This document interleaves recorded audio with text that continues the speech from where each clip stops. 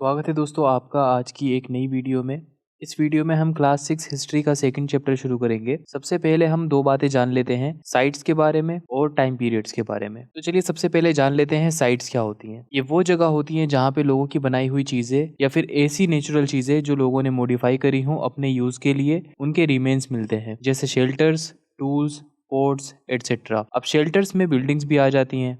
अब समझ लेते हैं डिफरेंट टाइम पीरियड्स के बारे में। दोस्तों आर्कियोलॉजिस्ट ने बहुत लेंदी नाम दिए हैं टाइम पीरियड्स को, जिनके अपने अपने डिविजन्स भी हैं। सबसे पुराना पीरियड ह्यूमन हिस्ट्री में पेलियोलिथिक है। ये दो ग्रीक वर्ड्स से मिलकर बना है। पेलियो मतलब ओल्ड और लिथोस मतलब स्टोन, जिसका मतलब होता है ओल्ड स्टोन एज। इस नाम से हमें स्टोन टूल्स की इंपॉर्टेंस का भी पता चलता है दोस्तों, क्योंकि पूरे पीरियड का नाम स्टोन के नाम पर रखा गया है। पेलियोलिथिक पीरियड स्टार्ट होता है लगभग 2 मिलियन साल पहले से लेके 12,000 साल पहले तक। इस पीरियड में ही हमें आइस एज के बारे में भी सुनने को मिलता है। अब पेलियोलिथिक पीरियड डिवाइडेड है lower, middle and upper palaeolithic में। 99% ह्यूमन हिस्ट्री इसमें ही कवर होती है। अब पेलियोलिथिक के एंड में मतलब 12,000 साल पहले से लेके 10,000 साल पहले तक के टाइम में क्लाइमेट चेंज होता है, जिससे टेम्परेचर बहुत बढ़ जाता है और एनवायरनमेंट चेंज हो जाता है। इस पीरियड को मेसोलिथिक बोलते हैं, जिसकी ड्यूरेशन 12,000 से 10,000 साल पहले मानी जाती है। इस पीरियड में स्टोन टूल्स बहुत छोटे साइज के थे और शार्प थे, जिन्हें माइक्रोलिथ्स कहा जाता है। माइक्रोलिथ्स को यूजुअली बोन या वुड से बने हैंडल पे फिक्स किया जाता था और शिकार करने के लिए उनका इस्तेमाल किया जाता था। अब इस पीरियड के बाद शुरू होता है नियोलिथिक पीरियड, जो 10,000 साल पहले से शुरू होता है। बेसिकली इसमें क्रॉप कल्टीवेशन और डोमेस्टिकेशन ऑफ एनिमल्स भी देखने को मिलता है। तो ये कुछ टाइम पीरियड्स के बारे में बताया मैंने आपको। अब शुरू करते हैं इस चैप्टर को। अब बात करते हैं अर्लीस्ट पीपल की, जिन्हें हम हंटर एंड गैदरर के नाम से जानते हैं। प्रीवियस वीडियो में ऑलरेडी डिस्कस भी कर चुके हैं कि ये लोग नर्मदा रिवर के आसपास के एरिया में रहा करते थे। चलिए इनके बारे में थोड़ा और समझ लेते हैं। ये लोग इंडियन सब कॉन्टिनेंट में ऑलमोस्ट 2 मिलियन ईयर्स पहले से रहा करते थे। इनको हंटर गैदरर का नाम इनके स्किल्स के बेसिस पे मिला, जो इसके लिए फूड के लिए यूज किया करते थे। जनरली ये लोग वाइल्ड एनिमल्स का शिकार करते थे और साथ में फिश और बर्ड्स भी पकड़ते थे। ये लोग roots, seeds, nuts, fruits, leaves, stalks और एग्स भी गैदर करते थे, मतलब इकट्ठा करते थे। अब ट्रॉपिकल रीजन्स में प्लांट्स की इमेंस वैरायटी होती है, जैसे कि हमारे इंडिया में भी है। तो इन लोगों के लिए प्लांट्स बहुत इंपॉर्टेंट सोर्स थे फूड के लिए। अब इतनी ज्यादा वैरायटी में प्लांट्स की ये जानना बहुत मुश्किल होता है कि प्लांट का कौन सा पार्ट एडिबल होगा और कौन सा पार्ट पॉइजनस होगा, या फिर किस प्लांट में किस सीजन में फ्रूट निकलेंगे। इन सभी बातों की समझ बहुत ज्यादा एक्सपीरियंस गेन करने से आती थी, जो इन लोगों ने वक्त के साथ साथ हासिल कर लिया था। और शिकार करना, वो भी वाइल्ड एनिमल्स का, बिना किसी एडवांस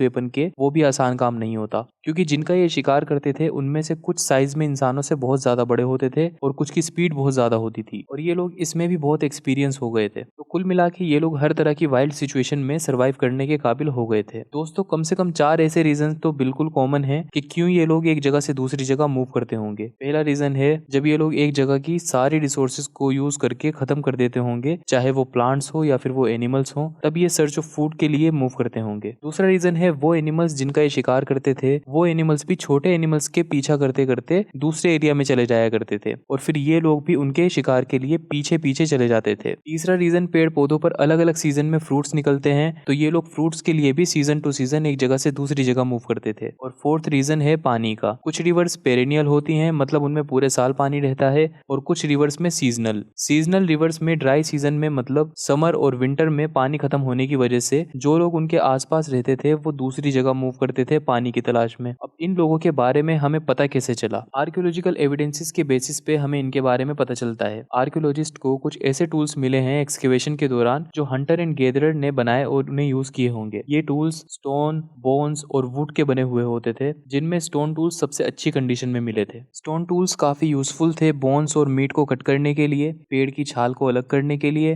फ्रूट्स एंड रूट्स को चॉप करने के लिए, और शिकार के बाद एनिमल्स की स्किन निकालने के लिए भी। कुछ बेसिक वेपन्स भी मिले थे, जैसे भाला और तीर, जिससे ये लोग शिकार किया करते होंगे। इन वेपन्स में जो हैंडल होता था वो बोन्स या फिर वुड का बना हुआ होता था। कुछ ऐसे टूल्स भी मिले हैं दोस्तों, जिनसे ये वुड को चॉप करके उन्हें फायर वुड के तौर पर यूज करते होंगे, या फिर उन्हें मॉडिफाई करके हट्स वगैरह बनाते होंगे। और धीरे धीरे डेवलपमेंट के साथ बहुत कम साइज के टूल्स भी बनाए गए, जिनसे ये लोग स्टिचिंग और डिगिंग भी करते थे। इन टूल्स की वेल डिफाइंड शेप से हमें पता लगता है कि ये लोग अपनी क्रिएटिविटी का भी यूज बखूबी करते थे। ये वो टूल्स हैं जो कुछ लाख साल पहले यूज किए गए होंगे। ये साइज में काफी ज्यादा बड़े होते थे और इनकी शेप भी बहुत सही नहीं होती थी। इनके बाद ये टूल्स यूज किए गए जो साइज में थोड़े छोटे और वेल डिफाइंड शेप में होते थे, और अब से लगभग 10,000 साल पहले इस तरह के टूल्स यूज किए जाते थे।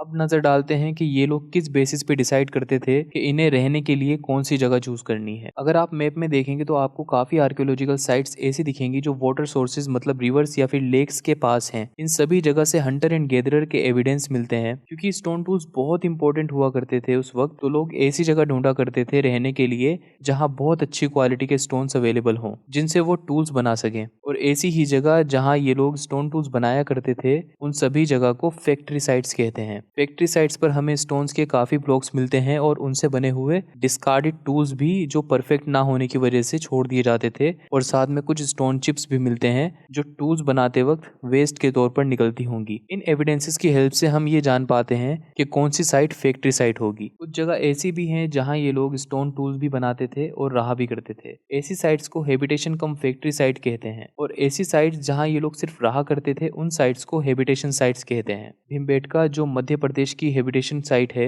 यहाँ पे लोग केव्स और रॉक शेल्टर्स में रहा करते थे। लोग रहने के लिए नेचुरल केव्स इसलिए चुनते थे क्योंकि ये उन्हें तेज बारिश, गर्म हवा और तेज हवा से बचाकर एक शेल्टर प्रोवाइड कराती थी। ये सभी साइट्स हमें नर्मदा रिवर के आसपास के एरिया में विंध्यास और डेक्कन में देखने को मिलती हैं। ये लोग जिन मेथड्स से स्टोन टूल्स बनाया करते थे वो मेथड्स देख लेते हैं। पहला है स्टोन ऑन स्टोन मेथड। इस मेथड में पेबल की हेल्प से एक स्टोन को शेप दी जाती थी टूल बनाने के लिए, और पेबल को हैमर की तरह यूज किया जाता था। इसमें जो स्टोन का बड़ा पार्ट होता था उसे कोर कहते हैं और रिमेनिंग वेस्ट को फ्लेक्स कहते थे। हालांकि पेबल जो एक हैमर की तरह यूज किया जाता है उसे भी कोर ही कहा जाता है। दूसरा मेथड है प्रेशर फ्लेकिंग का। इस मेथड में जिस स्टोन से हमें टूल बनाना है मतलब कोर, उसे एक फर्म सरफेस पर रखकर हैमर टूल से शेप दी जाती थी। चलिए आगे बढ़ते हैं। अब आप अगर मैप में देखेंगे तो आपको एक साइट दिखेगी कुरनूल केव्स के नाम से। ये साइट आंध्र प्रदेश में लोकेटेड है। यहाँ से राख के कुछ एविडेंस मिले हैं जिससे पता चलता है कि ये लोग आग का भी इस्तेमाल किया करते थे। फायर का यूज मीट को रोस्ट करने के लिए, लाइट के लिए या फिर वाइल्ड एनिमल्स को डराने के लिए भी किया जाता था। अब से लगभग 12,000 साल पहले एनवायरनमेंट में बहुत बड़ा चेंज आता है और टेम्परेचर बढ़ने लगता है, जिसकी वजह से जगह जगह पे ग्रासलैंड डेवलप हो जाते हैं और ऐसी जगह पे सरवाइव करने वाले जानवर जैसे शीप, गोट, एंटीलोप, डियर, इन सभी की संख्या भी बढ़ने लगती है। और जो लोग इनका शिकार करते थे वो इनको फॉलो करने लगे, जिससे लोगों को इनकी ब्रीडिंग सीजन और इनकी फूड हैबिट्स के बारे में भी पता लगा, और यहाँ से लोगों ने हर्डिंग और एनिमल रेयरिंग के बारे में सोचना शुरू किया। यही वो वक्त था दोस्तों जब फिशिंग भी इम्पोर्टेंट हो गई थी, और इस वक्त ही वीट, बार्ली और राइस नेचुरल ग्रास में ग्रो हुई अलग अलग पार्ट्स में सब कॉन्टिनेंट के। सभी लोग जिसमें महिलाएं, पुरुष और बच्चे आते हैं इन ग्रेन्स को कलेक्ट करने लगे फूड के तौर पर, जिससे वक्त के साथ साथ एग्रीकल्चर की शुरुआत भी यहाँ से हो गई थी। कुछ केव्स ऐसी भी हैं जहाँ हमें पेंटिंग्स भी देखने को मिलती हैं। ये केव्स मध्य प्रदेश और साउथर्न उत्तर प्रदेश में है। इन पेंटिंग्स में लोगों को वाइल्ड एनिमल्स का शिकार करते हुए दिखाया गया है बहुत एक्यूरेसी के साथ, और कुछ जगह से हमें ऑस्ट्रिच एग शेल्स भी मिलते हैं दोस्तों।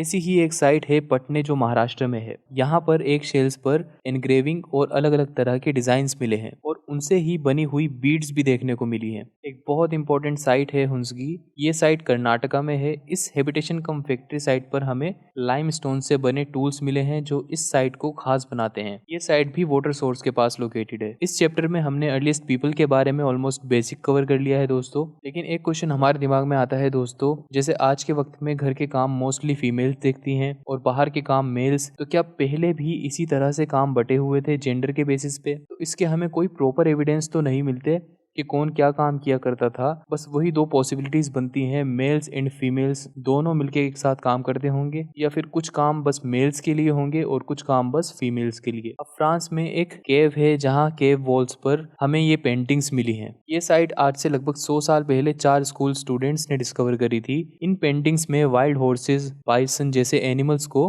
डिपिक्ट किया है, और ये पेंटिंग्स जिन कलर्स से बनाई जाती थी वो कलर्स आयरन ओर मतलब ओकर और चारकोल से बने होते थे। माना जाता है कि ये पेंटिंग्स सेरेमोनियल ओकेजन्स पर कुछ स्पेशल रिचुअल्स परफॉर्म करते वक्त बनाई जाती थी। इस चैप्टर में हमने हंटर एंड गैदरर के बारे में बेसिक बातें जान ली हैं। नेक्स्ट चैप्टर में हम न्योलिथिक एज के बारे में डिस्कस करेंगे। तब तक के लिए आप अपना ख्याल रखिए। Thanks for watching.